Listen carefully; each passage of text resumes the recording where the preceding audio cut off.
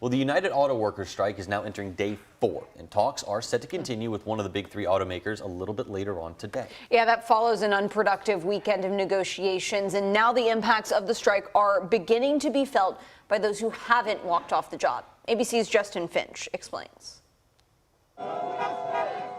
This morning, nearly 13,000 auto workers are returning to the picket line.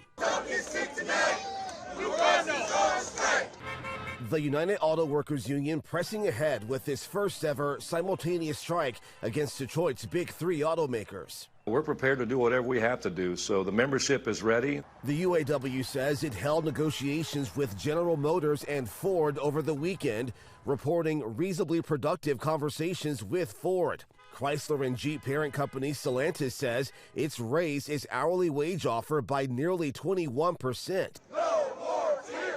But still not enough for the UAW, which is demanding that the big 3 revive worker pensions, better retiree benefits, cost of living adjustments, and a 40% pay increase. They can barely make it. They deserve a living wage, and they need to be brought up to what we make. The automakers call the union's demands too costly as it takes on the added expense of building electric vehicles.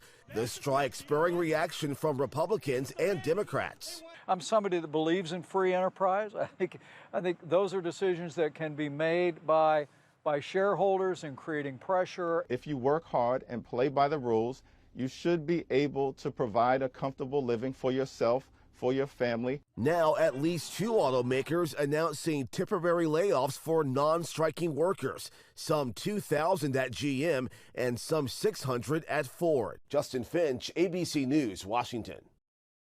UAW President Fain is slamming those auto worker cuts. He says that the companies don't have to lay off a single employee, could double every worker's pay, and not raise auto prices while still making billions. The auto company CEOs have not publicly responded yet.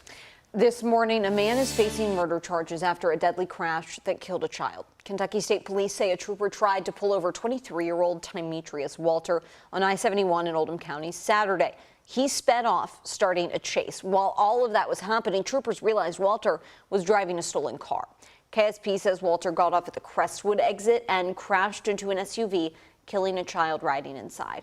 The driver was taken to the hospital and is expected to survive. Walter is now facing multiple charges, including murder, assault, and receiving stolen property. Louisville police are investigating a double shooting in the Park DeVale neighborhood, including 2 young people. Police say it happened yesterday just before 5 p.m. on Dr. William G. Weathers Drive. That's near the Park DeVale Community Health Department. And when officers got there, they found 2 teens who had been shot. One had been shot multiple times. We're told that both were taken to the hospital and both are expected to survive. As of right now, no arrests have been made. Shortly before that, around 4 p.m., police got a ShotSpotter call to the 1700 block of Duminil Street in the Park Hill neighborhood. When officers arrived, they found a man who had been shot. He was taken to University Hospital and is expected to be okay. The non-fatal shooting unit is investigating. No arrests made just yet. And this one is an interesting story out of Jeffersontown. Police there are looking for a driver who threw 3 kilograms of cocaine out of their car. In a post on Facebook, officers say they attempted to pull over a car on I-265 near Taylorsville Road around 1:30 Wednesday morning. The person driving the car fled from police, throwing a bucket from their car. Inside that bucket was what you see on your screen, $300,000 worth of cocaine. As of right now, no arrests have been made. The community continues to show up for the hero officer who risked his life in April running towards an active shooter at Old National Bank. On Sunday, there was a pretty unique fundraiser for LMPD officer Nicholas Wilt out at Iroquois Park.